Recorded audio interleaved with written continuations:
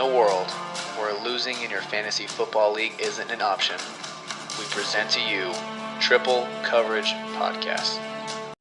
Hey YouTubers, if you like what you see, make sure you click subscribe below. We're going to do our Week 6 Flex Coverage episode. So sit back, crack a cold one, and enjoy.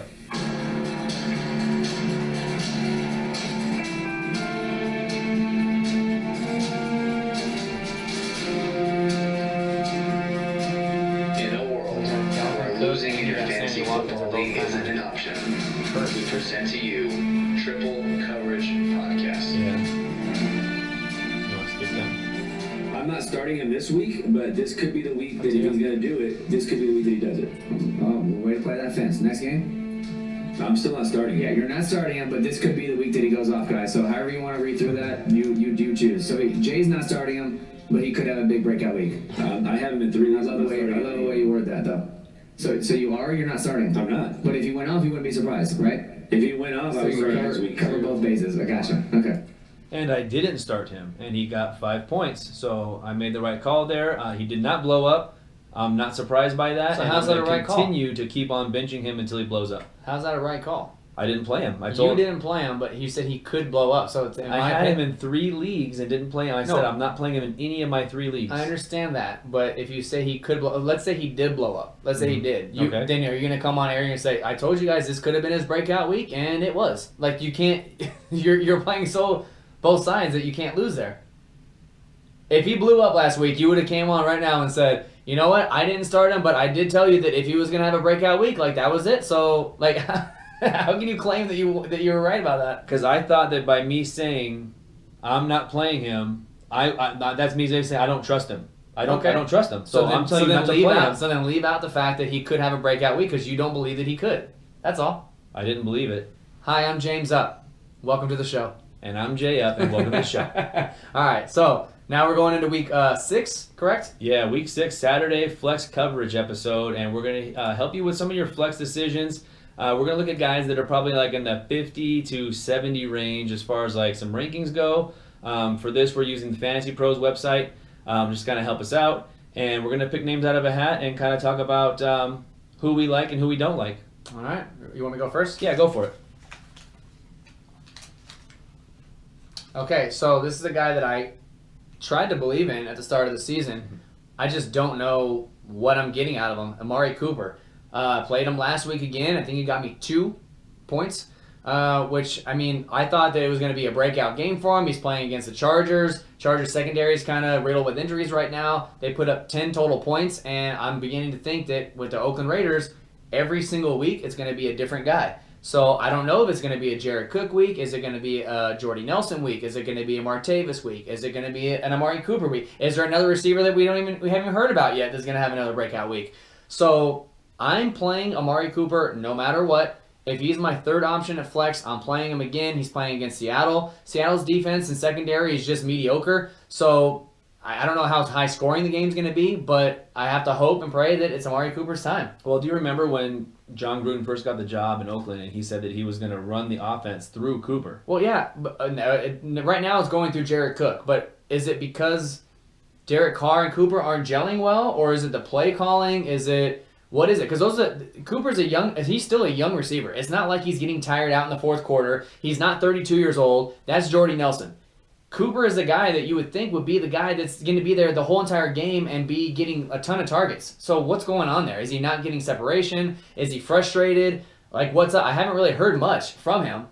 Like I don't know, and he's not hurt. That's the thing. Is that like you say? Well, maybe he's he's dogging it because he's hurt or whatever. But maybe he's hurt, but he's not saying he's hurt. I haven't seen any injuries. I just don't know why they're not throwing him the ball. Like he's a guy that I would want to get 10, 12 targets every week, and he's just not. The thing is that the 1 week that you don't play him and the 1 week that he does go off, you're gonna never forgive yourself. So I'm not saying start Amari Cooper as your wide receiver 1. I'm not even saying him start as your wide receiver 2. If you have 2 receivers that are better options than Amari Cooper, I hope you do. Then he's still a flex play for me, and I'm still moving forward with Amari Cooper. The fact that he got 2 points, there's no way, mark my words, that he will have another game this entire season with only 2 points. There's no way. Just saying. Okay. Ready to draw? I'm ready to draw. All right. So I drew Chris Carson. To me, Chris Carson, obviously Seattle running back, he's playing at Oakland. To me, that's a prime matchup. Okay. I don't trust him as a running back 2, but I do love him in the flex spot. Even with splitting carries with Mike Davis. Like Pete Carroll, I can't trust what he says. And the fact that he comes out that whole 2 weeks ago and said that Chris Carson was ready to go and he's healthy, this and that, ends up sitting. Mike Davis kills it. Rashad Penny barely gets anything. Now you have all 3 guys are healthy, and Rashad Penny gets nothing. Rashad Penny is the odd man out there as of right now, but as far as like the future, if like in a dynasty league future, who's the running back to own there? Is it Carson? I still think it's Penny. I mean, Penny doesn't have to do anything this season for me to still believe that Rashad Penny's the future there. I think Chris Carson can't stay healthy, and eventually it's going to be Rashad Penny. I think it eventually is going to be Rashad Penny as well, but right now Chris Carson is the guy that I want to own like right now, like this year. Like I just shipped off Rashad Penny an hour and a half ago before we're recording this episode, and I shipped him off for a 2019 first, and it was Rashad Penny, and a 2020 first for a 2019 first, and Carlos Hyde. And it's not because I don't believe in Penny, but I want to win now, and I can't wait another year on Penny being on my taxi squad, hoping that next season he pops. I need a guy that's going to produce now. But for this week in flex, Chris Carson to me looks like he's going to get the bulk of the carries, so that's the guy that you want to play in your flex spot out of the backfield here. And it's against Oakland, who's not really that impressive defensive-wise. Right, with the way they ran against the Rams last week and splitting carries with Mike Davis got the goal line carry, but Chris Carson ran for over 100 yards. So I can easily see Chris Carson doing that again, even if they keep it like a 50-50 split or a 60-40 split. That's the kind of guy I want in my flex position because they also will throw to him. I agree. So I'm rolling with Chris Carson in that flex spot. There you go. Confidence. Out of those 2 guys, though, who do you like, Chris Carson or Amari Cooper? Or Amari Cooper. At this point in time, for Week 6 alone, Amari Cooper. Chris Carson. I knew you were going to say that. I'll take Amari Cooper over Chris Carson, though. All right, next name, Philip Lindsay. Okay. Philip Lindsay came out of nowhere, obviously. Not drafted or undrafted. But now it seems like Denver is also using Devontae Booker as well in the backfield. It's Royce Freeman and Lindsay and Booker. Booker got like 7 targets, and I think he caught 5 or 6 balls last week. So I don't know what's going on in Denver, and I think the quarterback situation is sketchy with Case Keenum there as well. And the fact that they're playing at home, but they're playing the Rams, I don't know how great I feel about Philip Lindsay. I think they're all going to get theirs, but who's going to be the main scoring guy that week? But Freeman keeps getting the touchdowns. But Lindsey's involved in the passing game. He's also he got 10 more carries than Freeman did this last week too. So how is this shaking down there in Denver? To me, what was weird is the whole, like right before the week started, Vance Joseph, the Denver head coach, came out and said that he needs to get Royce Freeman more involved. And actually, Freeman's actually running at a better yards per carry clip, which obviously doesn't mean everything. You kind of go with the flow of the game. But he only got like 5 carries this last week. I don't think he's had a game where he's had over 10 carries. And Lindsey got 16 or something like that? Right. So it's like Van Joseph says we got to get Royce Freeman worked in more. We know he's running well, and he's looking good, and he can catch as well. But then they go right back to Philip Lindsay again. So as long as they're going to do that, I'm going to roll out Lindsay in a flex spot. Until Royce Freeman takes over that job, and it's like Freeman's job. But now they're sprinkling in Booker in the passing game, and it seems like he's the number 1 targeted running back. So if you're going to be down in the game, and Booker's getting the catches, and Lindsey's getting the carries, where does that leave Freeman? Is he just the goal line back? Like I need to see more of a sample size in this Denver backfield. But I mean, are you starting all 3 guys in flex? No, I feel like they're showcasing Booker. I think the same thing. I think Booker's going to tail off. The 2 guys to own there, obviously, is Lindsey and Freeman, in my opinion. I think Booker is the odd man out. I think it was just a fluky game that he got so many targets. He caught, I think, all of them except for 1. So I think that they know what they have, and they know they have a good combination with Freeman and with Philip Lindsay. And going forward, I think they want to do that. They'll thunder lightning, and they'll 50-50 split with these 2 guys. So are you confident playing Lindsay? I think they're just showcasing Booker. I'm confident playing Lindsay in a flex spot. Okay, who scores more points, Philip Lindsay or Royce Freeman this week in fantasy PPR league? I'm going to say Philip Lindsay does. Because if they are behind like the sports books say they're going to be, then they're going to have to play a little bit of catch-up. But you think that's a trap, and you are taking Denver, aren't you? It's a trap. I am taking Denver. All right, Philip Lindsay, tread with caution. He is your flex guy. I think he has a pretty high floor as well, so I don't love it. I don't think he's going to get you 30 points or anything, but he's a safe play to get you, right around 8 to 15 points, which is what you want in your flex. Sammy Watkins, who we just talked about on one of our previous episodes. This is Saturday you're listening to this. Sammy Watkins, Chiefs wide receiver, is going against New England, at New England. The only thing I can say about Sammy Watkins... Sunday night game, too. It's a Sunday night game, yeah. The only thing I can say positive about Sammy Watkins right now is that usually when you play a New England team, Bill Belichick schemes a way to shut down one of their players. That's not going to be Sammy Watkins. They're either going to scheme to shut down either Tyreek Hill or Kelsey, in my opinion. So I think that Hunt will have a decent game, and I think that Watkins could have a decent game in this spot. I don't mind using him in my flex spot. If you have a better option, I understand that. But I would roll him out with a little bit of confidence. Isn't he banged up a little bit? He is banged up a little bit, but he didn't miss much time. Like he didn't come out of the game and miss the entire second half or anything. See, to me, he's a boom or bust in my opinion. And I hate starting those guys in my flex. I've made it well known for the last year we've been recording this podcast. I don't like that guy that could potentially win me my week, but he could also completely get me a dud. And he is so up and down, Sammy Watkins, that you don't know. Is this going to be a 2-touchdown game, or is this going to be he gets 2 or 3 targets and no catches, and it's all Tyreek Hill and Kelsey and Hunt? And even though the over-under in the game is like 59.5 points, you would assume that everyone's going to get involved, but that just doesn't seem to be the case with Sammy Watkins. So I'm okay with starting him in my flex, but I don't love it. If it's between Sammy Watkins and Phillip Lindsay, I'll take the guy that I think has a higher floor, which is Phillip Lindsay, over Sammy Watkins. Do you agree, or are you ready to start Sammy? I would take Lindsay over Watkins, but like if you're in a situation where you have, let's say you have like Michael Thomas and he's on bye week this week, or you have like Kenny Galladay who you've been playing, Golden Tate, and you need somebody to kind of plug in that spot. I'm okay with using Watkins, but if you're talking about Watkins or Lindsay, I'd probably go with Lindsay ahead of Watkins. Me as well. Let's see. Next name up is LaShawn McCoy. Talk about a guy on an offense that you can't trust. Now, rumors been circulating that, and you know what, we're recording this on Tuesday, but it's actually playing on, Saturday? On Saturday? Saturday, yep. LaShawn McCoy is being rumored to possibly getting traded back to Philly. But as it stands now, he's on the Buffalo Bills, and he's playing at Houston, and I don't love it. But it's hard not to love a guy that's the only guy there. But he's made it now known that I don't love him. I don't love it. Josh Allen's all over the place. And even though he's been looking better in the running and he keeps getting that running touchdown, like they just seem like an offense that has no idea what they're doing. I don't know how they have 2 wins. I don't know how. Both of them were at home, though. One was against Minnesota and then last week against Tennessee. Now they're playing on the road at Houston.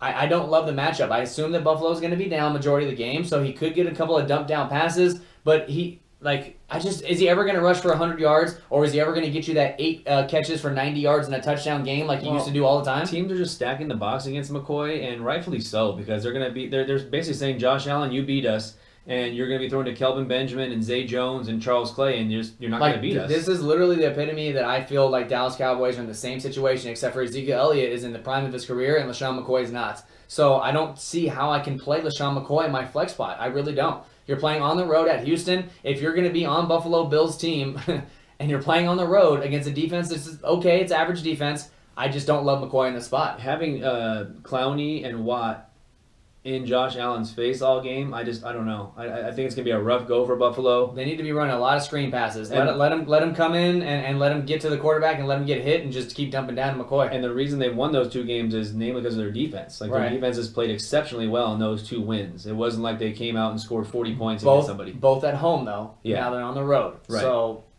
it's going to be a long day for Buffalo, but I like them getting the points. As far as LaShawn McCoy goes, I don't know, man. Where you have him on your team, the chances are he's probably your number 2 or number 3 running back. Right. So hopefully you have better options than LaShawn McCoy, but I mean, you just got to lower your floor. Maybe you have Kerryon Johnson or you have Kamara and Ingram who are both on a bye, and you kind of have to play LaShawn McCoy. Then I'm okay with it. Yeah, but that's desperate times. Desperate times calls for desperate plays, and LaShawn McCoy, you're one of those. All right. Okay, here's a guy I own a lot of shares of. Tight end George Kittle. San Francisco 49ers tight end. He is at Green Bay, which is a Monday night game, and you know how I love playing guys on Monday night. He is a perfect spot because chances are pretty good you didn't draft him as your first tight end. He was one of those guys that was taken like in the 10th, 11th, 12th round as your like quote-unquote backup tight end or in case of emergency like an injury. But he's playing like a tight end 1. He's the number 5 overall tight end in the NFL right now as far as fantasy points go, and I love the matchup with the Packers because they should be down. And there's not a whole lot to throw to because I don't know if Marquise Goodwin's going to play. So you basically have Garcon, who's 32 years old. Matt Breida just got hurt. Trent Taylor. So George Kittle should be the number 1 passing option in that offense. Yeah, and you figure they're going to be down. It's on the road in Green Bay. Green Bay's favored by double digits. So to me, I'll take George Kittle. Last week I even played Kittle in my flex spot in the Venetian Dynasty League. He did good, right? Yeah, he did good. He got me 14 points. So I like him. My flex spot, I loved it. Like, if you would have told me going into week 6, you have George Kittle in your flex or LaShawn McCoy, I'm pretty sure I'm going to take LaShawn McCoy there. But in this particular case, now that we are here and it is week 6, I'm taking George Kittle over LaShawn McCoy in my flex. Do you agree? Yeah, I agree, and I start Kittle with confidence too. Like I don't. He's not that must start range, but he's getting there. He is. If he has another week where he finishes the top 10 tight end, he's going to be a solid top 5 tight end. Like, it's not a fluke. He's going to be there. C.J. Beathard's a quarterback there. It's not Garoppolo, and he seems to feel comfortable of using George Kittle as a security blanket. And so far, Beathard's put up pretty big numbers because they're down every single game. So look for George Kittle to keep producing like he has been. Next play. The ups and downs of Isaiah Crowell, everybody. Yay! Coming off a 220-plus yard rushing performance. One of those is a 77-yard touchdown, but even if you took that away, he still rushed for almost 150 yards. I know, but it just seems so fluky. And it wasn't even just him, though. It was Bilal Powell as well. Like, they both, Powell, I think, had 99 yards. Yeah. So Isaiah Crowell has had an okay season up to this point. Like, he's not going to ever get you nothing because he seems to be the guy that's going to get the majority of the carries there. And coming off a big week like that, he gets to play the Indianapolis Colts, and it's in New York. No, but here's the thing is if you look back at the stats, he's not getting a majority of the carries. Like, the Jets trust Bilal Powell more. Powell's getting more carries, and he's getting more snaps played than Crowell is. You don't think this is going to be a turn in the guard here of, like, who's going to move forward? Why, because he ran for 220 against Denver? Yeah. I don't know, because it seems to be Powell's like you give him more game. carries, he's getting 200 yards. Yeah, well, one rush for 220, then rush for what, 99? To me, this is an all-out, like, 50-50 split. Like, I think this is... I trust both guys, Powell and Crowell, in the flex spot. Okay, well, if I said you could have Crowell and Powell or Lindsey and Freeman, they're both in the same situation. Who do you like? Which duo would you like more? Lindsey and Freeman? Like, that's tough, dude. To me, I like Crowell and Powell because both of them can catch. Even though they use Powell more in the passing game, both of them can catch. Isaiah Crowell is not going to get pulled to the goal line very often. So, and the Jets are playing the Colts now. It's like moving forward. I'm sure, like in a dynasty league, probably Lindsey and Freeman just because of the age difference. Right. Because Powell's almost 30 and Crowell is, I don't even know, was he 26? He's only like 25, yeah. Okay. So, but Crowell, to me, is one of those guys that if you get him those 15 carries a game, like he's able to break one. He's just one of those guys that's not a sexy name. So when you're going through your lineup and you're like trying to put a flex guy in there and you're like, oh, I have this guy or I have Crowell. It's like 9 times out of 10 you're going to pick the other guy because Crowell's just not a sexy name. I played him on my flex last week. I was very happy. Obviously, I didn't expect that he was going to get 35 or 38 points. I'm like, okay, I'll put in Crowell. Hopefully he gets like 10 to 12 points, and he got 30. So to me, you're playing against the Indianapolis Colts. I think both guys, Crowell and Powell, will both get a significant amount of points this week because the Colts defense just doesn't really scare me, and they've been giving up a lot of points. And even though they're hanging in the game, they're still giving up a ton of points. Right. So Sam Darnold, Crowell, Powell, I like all those guys this week. So I'm okay with starting Crowell and confidence in my flex spot. He can't go completely just dud, hopefully. Okay, here's a good name, actually, because we haven't talked a whole lot about him this season. Larry Fitzgerald. How the mighty have fallen. Like, he was a wide receiver 1 last year. He finished number 12. Mm-hmm. Wide receiver 1. Says he's going to come back for another year with Arizona, and they signed Sam Bradford. And Sam Bradford has been historically known as a guy that's got a great completion percentage. He's very high in accuracy, and Fitzgerald gets a little banged up with the hamstring, and now we're talking about him as a possible flex or not even starting him at all. You said that in your other 2 leagues you didn't start him last week, right? I did not. Yeah, I didn't until I see him get more than the targets that he's getting right now. I'm not. And I know they switched to Rosen now at quarterback. It's going to take a couple weeks, though, for him. Like, they just won on the road. Like, Rosen didn't look great at all, and David Johnson kind of started to come out a little bit better, scoring a couple touchdowns there, but They got a win on the road, so that's a good sign for Arizona moving forward. That like you got a win under his belt now. He's now playing though at Minnesota, so back-to-back weeks on the road at Minnesota, hamstring injuries and everything. He's clearly not 100%. So you got to figure it's going to be a high-scoring game though. Even though Arizona hasn't been scoring a lot of points, like Minnesota, did they just completely shut Arizona down? He's more than likely going to have Xavier Rhodes on him though. Right, that's not good. And if Xavier Rhodes is at 100% and Larry Fitzgerald's at 75% because of the hamstring injury, I'm going to take Xavier Rhodes in that matchup every time. Like, Fitzgerald's not going to burn past Xavier Rhodes in this game. Okay, so you have Isaiah Crowell and you have Larry Fitzgerald on your team, and you got to start one in your flex. I'm starting Crowell over Fitzgerald. I'm starting Crowell as well. Until Larry Fitzgerald has that 14 target game where they're keying on him, and I know that they now are on the same page of like, okay, you're a little bit better you're healthy, but that's the thing is like hamstring injuries, you can't get over the hamstring injury if you don't sit out, and Fitzgerald just won't sit out. He's one of those guys that's like an Iron Man type of guy. When he's playing, though, he's getting 3 targets, 4 targets. Exactly. Like, that's not enough for Larry Fitzgerald. And that's what bothers me is I think that I didn't put in enough weight to the whole coaching change in Arizona. Like, losing Bruce Arians and bringing in Steve Wilkes, to me, it didn't make that big of a difference. And now I think it's a huge difference. Because but you also bring in Bradford. Now you're switching quarterbacks again with Rosen. Like, there's been a lot of moving parts there. Bruce Arians didn't have a consistent quarterback last year. If you remember, like, it started off with Carson Palmer, and then he had to retire. And then it's like you had a revolving door for a couple of weeks there in Arizona, and still, like I think Gabbert was there for a couple of weeks. Like they had different guys coming in and out, and Fitzgerald was still putting up numbers, and he still finished as a wide receiver 1 because they were giving him over 10 targets every game. He hasn't gotten that yet this year in Arizona, and I think that has to do with the coaching. Like I get that his hamstring is acting up, and I understand that you need to rest, but he doesn't run like a lot of deep outs. No, but that's the thing though is that. They also said we're going to get David Johnson the ball more, and he's getting like 15 carries a game. That's what I think is going to fix Fitzgerald, is if they can get the running game going and then get David Johnson on like a steady regimen of where he should be getting, like in the 20 to 22, 23 carry range. If they can say, we're going to give this to you, Dave Johnson, that's what may open up things for Fitzgerald and even Christian Kirk. Ricky Seals-Jones has been non-existent this year too, so it's like that whole offense is just a work in progress, and until they fix it, I'm not starting Larry Fitzgerald. But see, like they do have the weapons there. It's just like you said, it's not clicking. So maybe it is a coaching thing because they have David Johnson. They have a good rookie wide receiver in Christian Kirk, and they have Fitzgerald, and Ricky Seals-Jones is an okay tight end as well. So the pieces are there. They just need Rosen to start clicking, and they start trusting him more to throw over the top of these guys and maybe take some shots downfield like they did with Christian Kirk. Right. So I just Fitzgerald, take a week off, bro. Chill out. He's an Iron Man. He doesn't want to.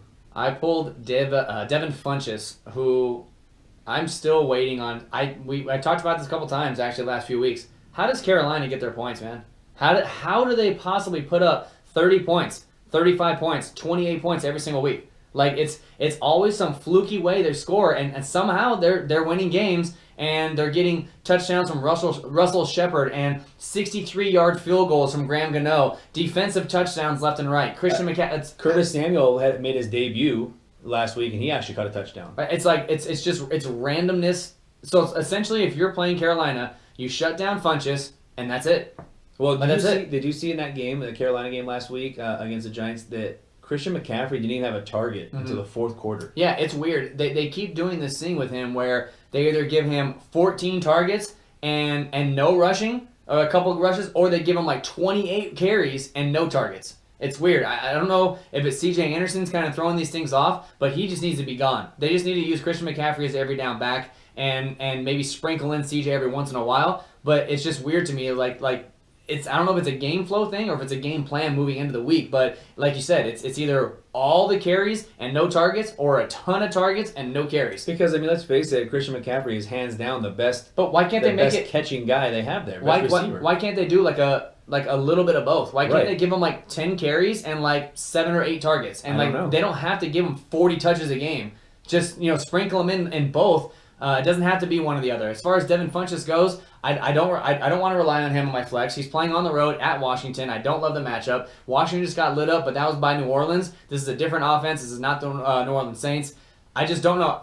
If you're a flex play and you're saying, hey, I'm going to start Devin Funchess, what do you expect to get out of him? How many targets? How many points? I expect like 6 targets maybe. And then how many points? 7? 8? Yeah. Like if he gets you 8, or you're ecstatic. And he's going to have Josh Norman on him too. So it's to me this is going to be a hope and pray that he catches the touchdown. And if he doesn't, you're going to be disappointed. So tread very carefully with Devin Funchess in your flex. I don't love the play. If you have another option, guys that are going around him, I like a little bit better. Even guys that are really like even far down there. Keelan Cole, Josh Gordon, Austin Eckler. All these guys are really far down there. Even Tevin Coleman, Tariq Cohen. All these guys are far down after him as far as rankings go. I would start every one of those guys I just named over Devin Funchess. Yeah. So we both are on Devin Funchess of not starting him. The bandwagon of not starting him. Join the wagon. Okay. So I got my guy, my Green Bay guy. Derrick Henry? Oh. No. This is the guy that I planted my flag in at the beginning of the season is who I said would be the best running back in Green Bay, and it's Aaron Jones. I think he's proven me right so far. He missed the first 2 games of the season with a suspension, but since he's come back, he's played extremely well. What's extremely well? Is he lighting the world on fire? He's been their best running back, and I think that once McCarthy realizes that and gives him more carries, because out of all the splits they've given him and Ty Montgomery and Jamal Williams, Aaron Jones is doing the most with that. As far as what? Are you talking about average, like yards Fantasy per points, carry? Fantasy points, tackles broken. Okay, he's averaging pass protection, everything a running back does. He's averaging 6 yards a carry, which is good. But he's got 24 attempts, 147 yards, got a touchdown, 4 catches, 41 yards. Right. But the thing is, stats? they're good stats. But it's like, if McCarthy, the head coach, doesn't want to use them more, then I'm not ready. I'm not ready to pencil him in my starting lineup unless the head coach is on board with giving him carries. It seems like he's doing everything right. How he's many blocking carries well. is Ty Montgomery getting now that Jones is back? Like, what did it say for Ty Montgomery carries? Because I know that I've seen Jamal Williams. Okay, Aaron Jones had this week. They played Detroit. Aaron Jones had 7. Jamal Williams had 6, and Ty Montgomery had 4. So again, like he is all in on this splitting 3 ways. Like Ty Montgomery's got 20 carries on the year. He's got 20 carries. He's got 12 catches for 158 yards. Again, he is a freaking wide receiver that they're using as a running back. He is the odd man out. He needs to be used as a the third down back that comes in, and he has a guy that could run the ball, but he also can catch the ball, and he's probably their best pass catcher of the 3. Jamal Williams has 7 catches, and he's got 53 attempts. He's averaging 3.7 yards a carry. Right. To me, Aaron Jones is the guy that leads this. I start Aaron Jones in confidence. You remember though, Jay, the first the first 2 weeks of the season, Green Bay Packers. So most of Jamal Williams' carries when he was alone, they played the Chicago Bears week 1, who's got a ridiculous defense, and then week 2 they come back and they play. Wasn't it somebody else? Minnesota. So when he got the majority of his carries, when he was the only guy because Aaron Jones wasn't there, all these carries were against pretty tough defenses, okay? Now that they're all splitting whatever, we'll see how it shakes down, but I'm not ready to say that Aaron Jones is just going to be the guy moving forward. But this is why we're talking about flex and not your RB1 or RB2. Like, he is not at that status yet. Aaron Jones is not at your status of RB2 yet, but in a flex spot, out of those guys, I like Aaron Jones' spot. Okay, me as well for this particular week. On Monday night against San Francisco, they're playing at home against Green Bay. I think that there's going to be a ton of carries going on here. This is not a game where Rodgers is going to throw the ball 50 times. He shouldn't have to. So if he throws the ball 35 times, that means there's going to be a lot of carries spread around there. And I think that if I had to plant a flag on one of these guys for just week 6, it would be Aaron Jones for sure. And that's what we're talking about. So Aaron Jones over Devin Funchess is not even close for me. Yeah, it's not even close for me either. Want to do one more? Yeah, let's do one more. Devin Funchess, sorry, bro. You're dead last right now. All right, next play for me, Michael Crabtree. Michael Crabtree is on the road at Tennessee. You just heard yesterday's episode how much we think the game is going to go under, and we basically said out of this entire game for both teams involved, how many guys are you starting here? And we said maybe Michael Crabtree and maybe John Brown. Right. So Crabtree, you're going to have to hope he gets a touchdown. I still like John Brown more than I like Crabtree, but in this particular play at Tennessee, I don't love it. I don't love the matchup. Tennessee's defense has played very well. They did lose last week to Buffalo, but they held them to 13 points. So even when they do lose, it's still a close game, and they're not giving up that many points. So again, if you're playing anybody in this game, you're banking on them getting a touchdown. If they don't get a touchdown, don't expect more than 6 or 7 points out of Michael Crabtree. Do you agree with that? No, I 100% agree with that. Yeah, I think that Crabtree and Brown are both good, and they're both guys that should be in that flex range. But I'm hoping that you have better options at that flex spot than Michael Crabtree right now, because they're playing a tough defense. Like, Tennessee's played really well on defense. Like you said, even though they lost, they're playing good on defense. Well, if you scroll down 15 names, right? Would you play Michael Crabtree over any of these guys? Okay, Tevin Coleman. Yes. Against Tampa Bay. Because Freeman's back, yes. Okay. Wow. Cohen? I would play... Tariq Cohen or Michael Crabtree? I would play probably Crabtree over Cohen. Wow, okay. This didn't go the way I thought it was going to go. I like all these guys. I like Jordy Nelson over him. I like D.D. Westbrook over him. I like Aguilar over him. I like Aguilar over him. Alex and then Sanu, you draw the line at number 79, Tevin Coleman. Okay. I like Sanu, yeah. Okay. I mean, Crabtree, you have to hope that he gets a touchdown. If he doesn't get a touchdown, then it's going to be a boom or bust. And not even a boom. Like, what do you really expect? If Crabtree goes off against Tennessee, you're hoping he gets a maximum, touchdown 15 and 80 yards? Yeah, 15 points. So if he gets 15 points, you're ecstatic. I mean, good luck, I guess, with Crabtree. That would be a big boom for him this year. 15 points, yeah. Okay, we're going to finish it up with a guy that you actually like quite a bit, as much as I do, pretty much, Nyheim Hines. Yes, I do like him. To me, this guy is the quintessential flex guy because he's like a hybrid running back that's also a really good receiver. He's getting carries now. He's getting receptions. He's getting a lot of targets. He had 9 last week in the game on Thursday night. He's got the extra rest because they played on Thursday against New England Patriots. And even with Marlon Mack coming back, I still trust Nyheim Hines in the flex spot because of all the receptions and targets he gets. How many, just a quick question, it's on topic, I guess. How many times does Nyheim Hines have to fumble and lose the fumble for him to not be trusted anymore by the head coach? Like, he seems to be fumbling a lot in the preseason, fumbled a lot in college, fumbled again last week. Well, he fumbled. The knock on him was Small hands. Well, no, the knock on him was that the preseason this happened. He's fumbled 4 times in 2 games in the preseason. How many fumbles does he have on the year, though? Because I know he fumbled this last week against the Patriots. I don't know. Is it a reoccurring theme, or is that this first one? Is that the first one of the season? That's what I want to know. I have to Look it up really fast and see how many he has this whole season. Because Wilkins also fumbled, the other running back in Indy. So it's like if they both fumble, who do you punish? Like you can't punish both of them. You do have Robert Turbin that came back off the suspension list. I know, but he got 1 target and no carries whatsoever. So I don't think he's really relevant. I think he's there more for emergency. I still roll with Hines in the flex spot, especially playing at the Jets, because I think that could be a close game. Neither team really has a great defense. So he lost the ball on a kickoff. See, like, do you want to know how many fumbles he's lost? You know what I mean? Or how many fumbles he has? Because either one to me is pretty bad. If the guy keeps fumbling, this is a video. Like August 20th, Nyheim Hines loses the ball on a kickoff return. Like I don't know. That was preseason. I know. I'm trying to find the. So I don't know. I can't offhand. I don't know.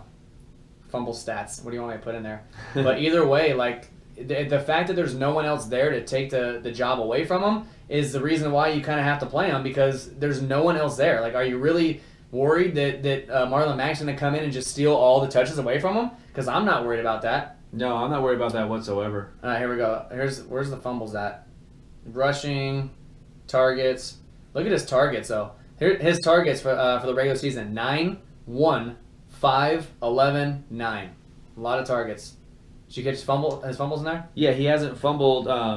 He hasn't fumbled this season, as far as a receiver goes, or a running back. Actually, like, did he lose that fumble? Did he fumble against the Patriots?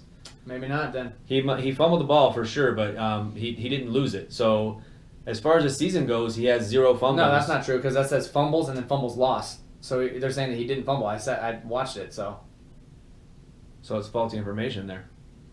You don't remember if he recovered or not? Clearly he did. I don't know. Clearly he recovered. Are we gonna cut this whole thing?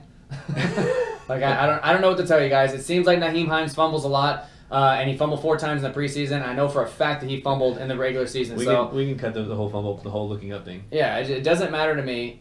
I'm starting Nyheim Hines because of the targets that he's getting. So I just kind of wanted to know that, like, if he keeps fumbling, at what point does the head coach say, okay, you know what, we're losing all these close games.